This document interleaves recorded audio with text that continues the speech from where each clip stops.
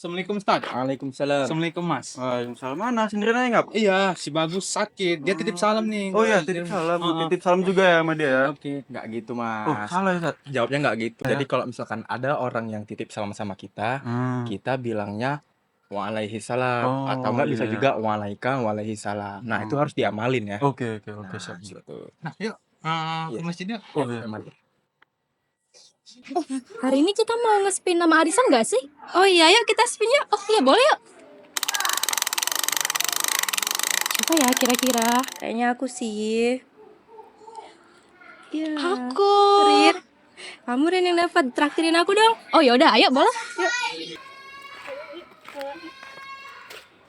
Dalam arisan, akad yang digunakan adalah akad qard. Akad qard adalah utang piutang. Jadi, orang yang menerima uang arisan adalah orang yang dipinjamkan. Sementara orang yang memberi uang adalah orang yang meminjamkan. Dalam kaidah fikih, Kullu qardi jar manfaatan fahuwa robbah.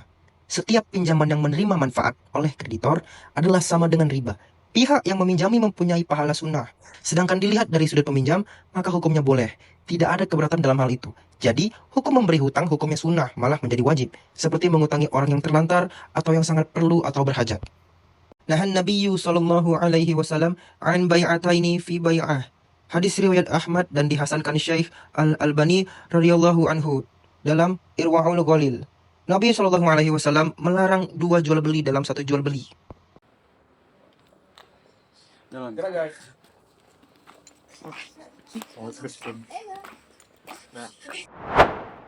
Imam lah. Imam lah.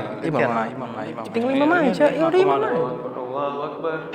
La ilaha illallah. Imam kok. Komat, Mas. Allahu Akbar. Asyhadu la ilaha illallah. Asyhadu anna Muhammadar Rasulullah. Dalam sholat berjamaah, kita harus menunggu imam yang ingin mengimami kita harus bersiap-siap. Kalau tidak, maka itu tidak boleh. Dalam hadis riwayat, Wala yuqimu hatta ya'zana lahul imam. Fa inna bilalan kana yasta'zinun nabiyya sallallahu alaihi wasallam. Dari kitab Al-Mughni, muazin tidak boleh mengumandangkan iqamah sampai imam mengizinkannya, karena Bilal biasa meminta izin kepada Nabi sallallahu alaihi wasallam.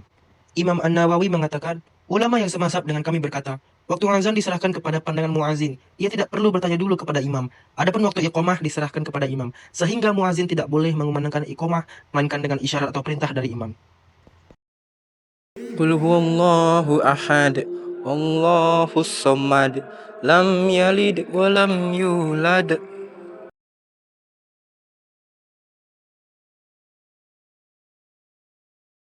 Qul huwallahu ahad. Allahus samad. Bang, mau nanya bang, tadi abang kan imam nih, tapi abang kita sholat 2 rakaat, tapi kok suratnya sama gitu, emang itu boleh bang? nah jadi kalau kita sholat berjamaah sebagai imam, kita nggak ada masalah kalau kita membaca surah yang sama pada rakaat 1 dan kedua. Dan Nabi Rasulullah itu juga melakukannya.